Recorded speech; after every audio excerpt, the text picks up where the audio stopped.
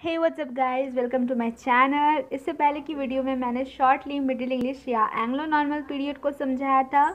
उसमें मैंने आप लोगों को ये भी बताया था कि मिडिल इंग्लिश को बेसिकली 3 पार्ट्स में डिवाइड किया जाता है। अगर आपने वो वाली वीडियो नहीं देखी है तो पहले उसको देखिए, फिर आपको ये समझने में ज़्यादा आसानी होगी।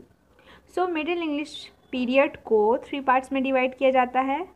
पहला है बिफोर चौसर, उसके बाद है age of Chaucer and then आता है आपका द एज ऑफ रिवाइवल, जिसे आफ्टर चौसर भी कहा जाता है। तो इस वीडियो में मैं before Chaucer and the age of Chaucer को कवर करूँगी। तो चलिए हम शुरू करते हैं।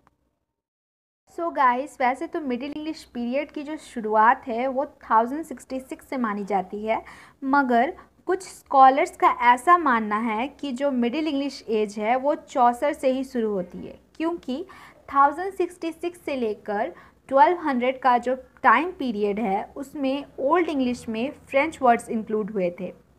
क्योंकि जो रूलिंग क्लास थी, जो कि नॉर्मन्स थे, वो फ्रांस से आए थे और अपने साथ French language and French culture लेके आए थे।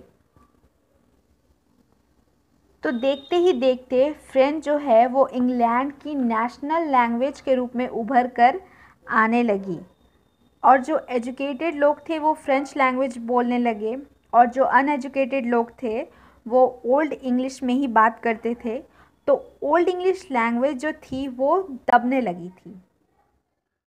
तो 1066 से 1200 तक की जो लैंग्वेज थी उसको मिडिल लैंग्वेज कहा जाता है। कुछ लोग इसे इन बिटवीन लैंग्वेज भी बोलते हैं, मतलब कि जो ओल्ड इंग्लिश भी नहीं है और प्रॉपर मिडिल इंग्लिश भी नहीं है। अब इसमें जो ट्विस्ट है वो अराउंड 13 सेंचुरी में आता है। 13 सेंचुरी में क्या हुआ कि एक बहुत फेमस पोएट थे जिनका नाम था लायमन, जिन्होंने बर्ट नाम की एक पोएम लिखी। दोस्तों, ये जो पोएम है ना बर्ट, इसको आप लोग याद रखिएगा। इसको जो है इंग्लैंड का फर्स्ट हिस्टोग्राफी भी बोला जाता है। इसी टाइम पे एक और पोएम लिखी गई थी जिसका नाम था द ऑर्मलम, लेकिन जो सबसे फेमस वर्क था इसका नाम था the owl and the Nightingale. इस टाइम पे क्या हुआ, जो इंग्लिश लैंग्वेज थी जो अभी तक दब चुकी थी फ्रेंच लैंग्वेज के नीचे, वो धीरे धीरे उभर कर आने लगी। इसके बाद से ही शुरू हुआ चौसर का एज, जिसमें जो ये लैंग्वेज थी इन बिटवीन लैंग्वेज वो प्रॉपर मिडिल इंग्लिश की शेप में आई।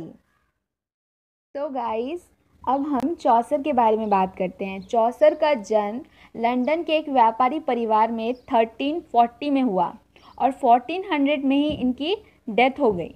हालांकि चौसर का जो जीवन अवधि था वो उतना ज़्यादा नहीं था, मगर अपने छोटे लाइफ टाइम में इन्होंने इंग्लिश लिटरेचर में बहुत ज़्यादा कंट्रीब्यूट किया था, जिसके लिए इनको फादर ऑफ इंग्लिश लिटरेचर भी कहा जाता है। और तो और पूरी 14th century the age of Chaucer के नाम से जानी जाती है।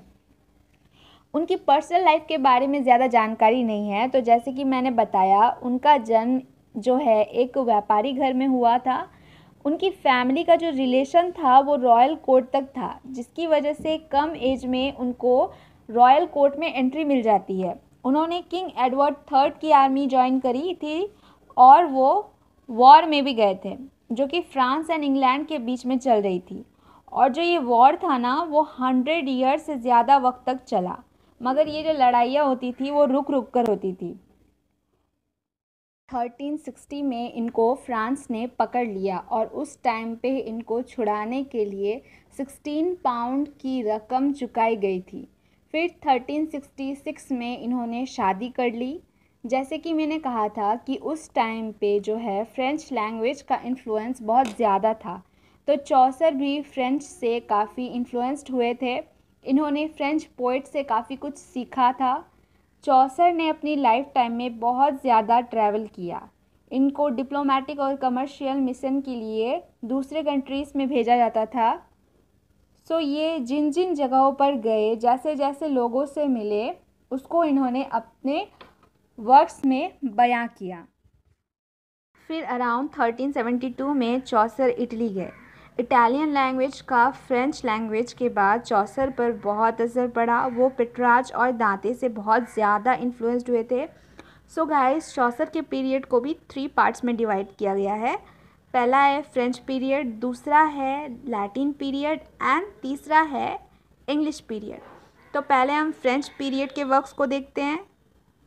तो फ्रेंच पीरियड का जो सबसे फेमस वर्क है, पहला है translation of Roman de la Rose, उसके बाद है the book of Duchess and उसके बाद है ABC a prayer to the virgin. So अब हम लैटिन पीरियड के वर्क्स को देखेंगे।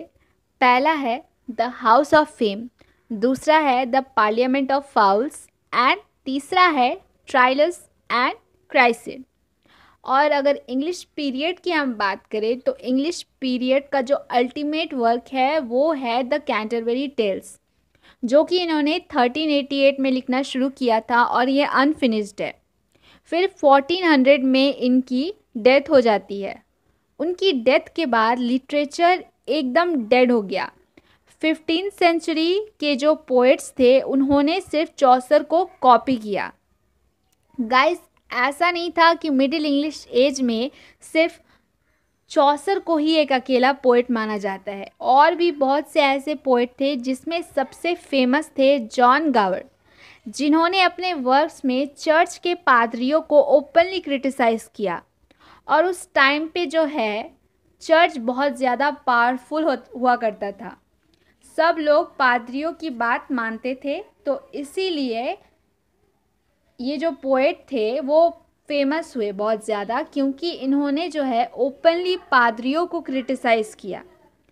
सो गाइज़, यहाँ पे होती है वीडियो ख़त्म। आज की वीडियो आप लोगों को कैसे लगी मुझे कमेंट में बताइएगा। And don't forget to like, share and subscribe my channel. Bye bye.